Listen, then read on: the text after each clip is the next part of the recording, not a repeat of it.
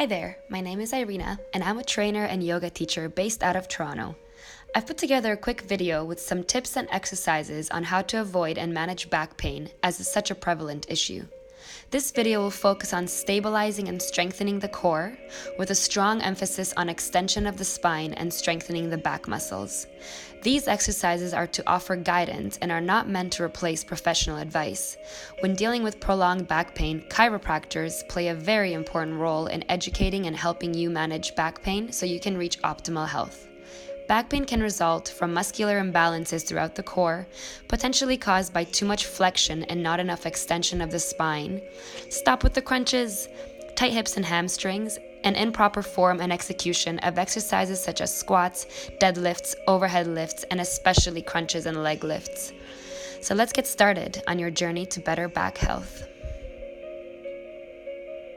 We are going to start with sunbird pose or bird dog by extending our right arm forward and left leg back. Making sure the hips are stacked over the knees, legs are hip width apart, and neck is in line with the spine.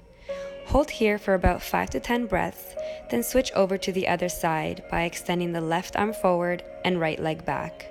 You want to engage the core and feel your hips, pelvis, and low back square to the floor, really focusing here on lengthening through the feet and fingertips. After repeating both sides 3 to 4 times, you can add movement to this pose to further challenge your balance. With control, bring your elbow and knee towards the midline while curling up the spine. Do 5 to 10 reps per side, slowly and mindfully, and really emphasizing the fluid movement of your spine. This is a great stabilizing exercise as it strengthens the core muscles, lengthens and aligns the spinal vertebrae, releases tension in the low back, and improves flexibility in the lower lumbar spine. This exercise should not be done if you have back pain. Please visit a chiropractor to find out what the root cause of your back pain is before attempting it. Our next pose is called bridge pose, and you begin by lying on your back with your knees bent, heels close to your pelvis, with ankles and knees hip width apart. You want to press evenly into your feet to lift your hips off the floor. Avoid squeezing the glutes and rather press through the heels and engage the hamstrings. You also want to micro-tuck the tailbone so the spine lengthens. This is a great pose that strengthens the spine, it opens the hips, chest, and shoulders, and helps to build core and lower body strength. You can flow up and down using your breath for about 10 to 20 reps, and you can also play around with holding the pose at the top.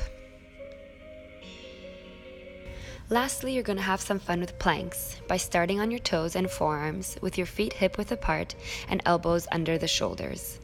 Again here, dropping the knees at any time if you need to modify.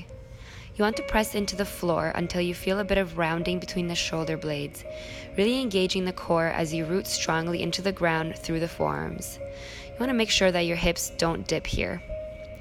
You also want to keep your legs strong by pressing the tops of the thighs towards the ceiling, imagining one long line of energy from the crown of your head all the way through to the bottoms of the feet.